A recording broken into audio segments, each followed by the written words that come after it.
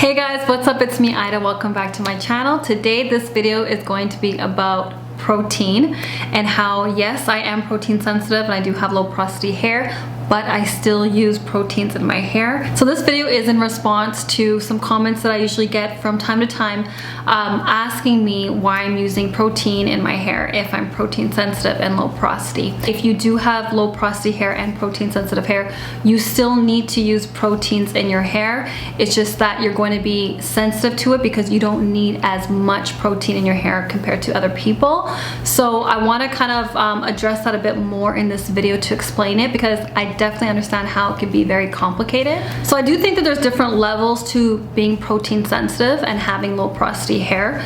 When I first went natural, my hair was extremely protein sensitive and it was extremely low porosity hair. But when I first went natural, I didn't know I was protein sensitive. It was through trial and error, trying out a lot of different products. So once I started to use protein-free products, that's when I realized my hair was doing much better. It felt much more moisturized. My hair wasn't feeling so hard and brittle, and I didn't have any more protein overload, and that's when I realized I actually was protein sensitive. And so I actually stopped using protein for a very long time. It was several months, and my hair was still thriving. It was doing amazing. And then over time, once my hair was able to build that moisture in my hair, I realized my hair started to go limp and it was getting really like soft and mushy feeling, and the curl pattern wasn't as defined. It was getting more looser. And then that's when I realized I was getting moisture overload. Even though I have protein sensitive hair, I realized that, you know, you can't just eliminate protein for good in your hair regimen, because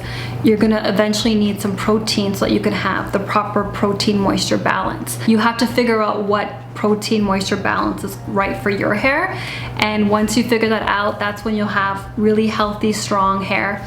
And so that's what I had to figure out basically. And so I figured that out through you know, trial and error, experimenting to see how long can I go without using proteins. And then when I do incorporate proteins back into my hair, which proteins actually will work for my hair, which won't. I started incorporating proteins back into my hair, but I would only do it with protein treatments so that I would have more control over how much protein was in my hair. Because at that time, so many products had protein in it still.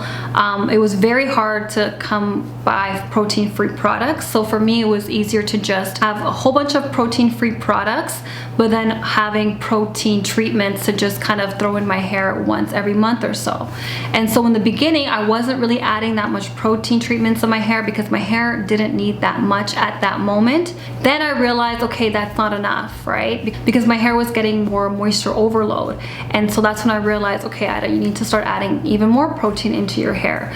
And so that's what I did. I started to increase the protein treatments, and I even started to even add more protein treatments in the front of my hair, because I realized the front of my hair is actually different texture than the rest of my hair.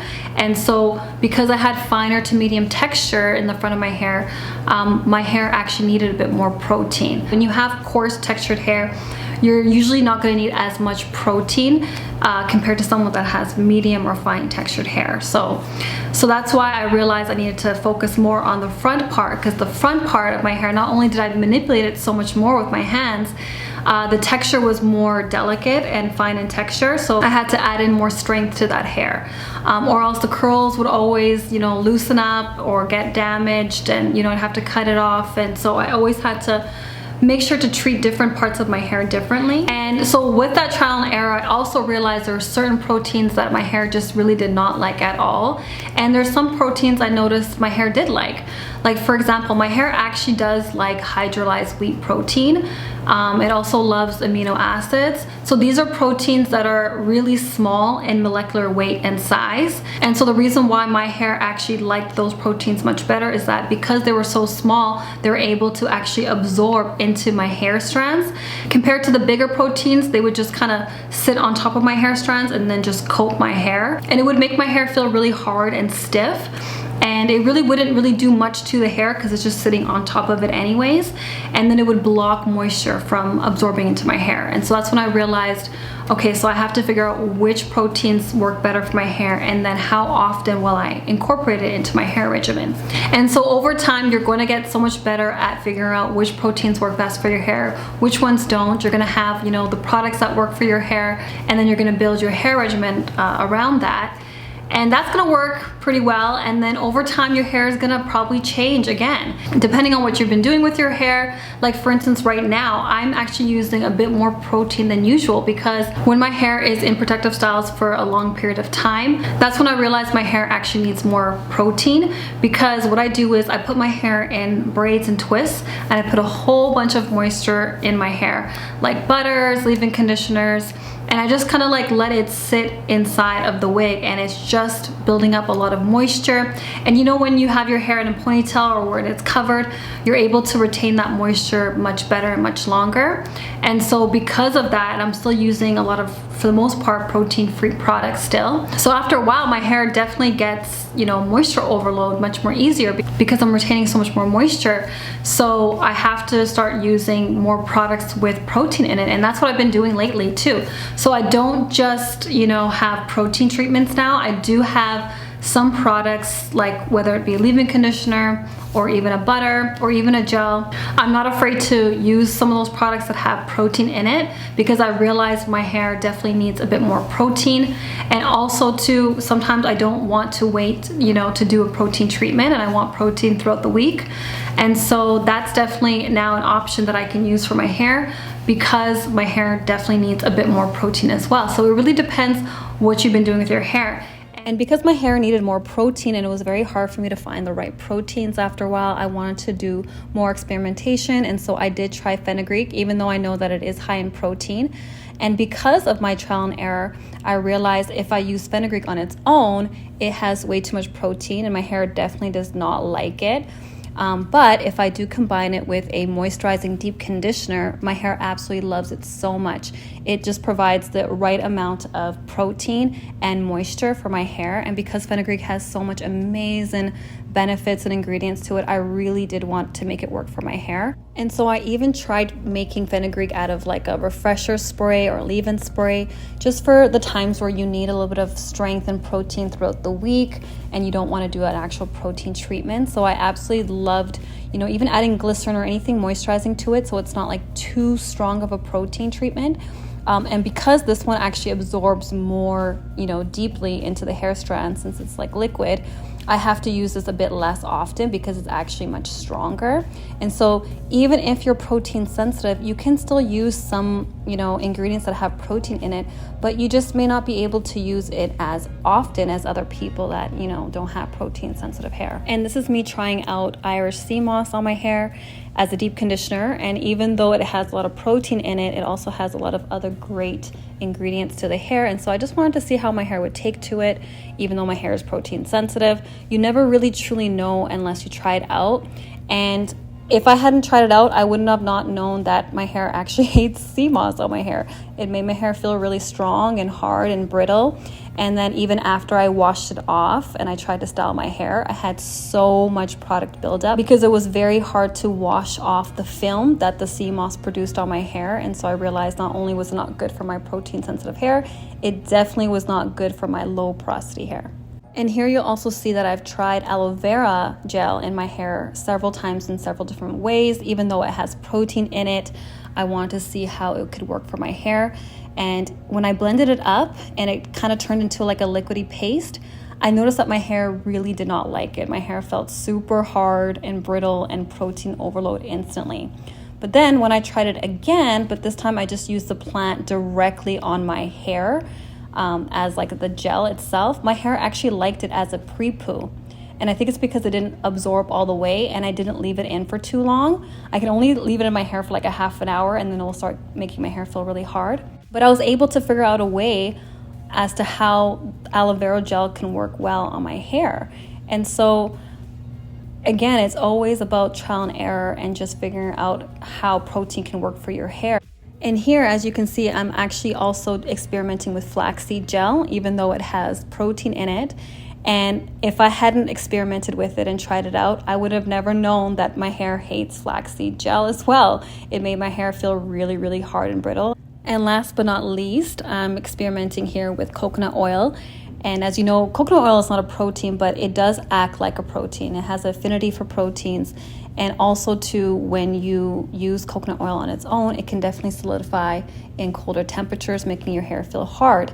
And so coconut oil and my protein sensitive hair definitely does not mix well. It makes my hair feel really hard and brittle. However, I can still get away with using products that have coconut oil with it. I just can't use it alone on my hair. And the amount of coconut oil within other products has to be minimal. And I also talked about how I'm using protein treatments that are a bit more stronger than I was before, because those really light protein treatments, they weren't really doing that much to my hair anymore, because I realized my hair definitely needs a bit more protein. My hair is actually getting much longer now too, and so because of that, I talked about it in another video as well. When your hair starts to get longer, it definitely has more wear and tear on there, whether it be mechanical damage through combs, you know, hairstyling, through your hands, you know, wash day, shampooing, you know, heat damage, you know, weather damage. It could be anything. So, you know, even with your hair, you know, rubbing against your shoulders, on your clothes, eventually you're going to get more wear and tear, and it's going to break down at the cuticle, and your hair won't be as low porosity. It won't be as healthy basically, and you're going to need more protein. And that's the thing, when it comes to natural hair, your hair is going to change so much through all the stages of your natural hair journey, like mine has. And I think it's because, you know, once you figure out the right products for your hair and you find out the right regimen and you're actually really consistent with that, you know, deep conditioning every time you wash your hair, you know, covering your hair at night, you know, just really retaining that moisture. I think that over time your hair actually retains that moisture much more, and your hair starts to change. And so, you know, you have to change your regimen with your hair changes. So that's what I wanted to kind of talk about in this video as well, and make it clear that even if my hair didn't change, it stayed exactly the same as it was in the beginning, I would still need to incorporate protein into my hair, because our hair is actually mostly made up of protein, and we still need to, you know, have protein in our hair. It's just that some people need less protein than others, and that's really just what it is. And I think that's where the term protein sensitive came from, because you're not really sensitive to the protein. It's not like, you know, it's just that you don't really need as much protein as someone else, right? And with low porosity hair, you get buildup very easily, so you have to be very careful with the types of protein you put on your hair, because you don't want it to build up on your hair type. So as a result of all the experimenting I've done with my hair and all the products I've tried, all the research I've done, I finally figured out how much protein I would need in my hair and how often I would need it. And so again, it's different based on your hair type, what you've been doing with your hair. That's why I always advise in the beginning, if you're not too sure, start off with using protein-free products, especially if you know your hair has a lot of protein overload already in your hair, and it's feeling dry and hard. Start off with eliminating all protein in your hair, and then watch your hair get more and more moisturized by using just moisturizing products, protein-free products.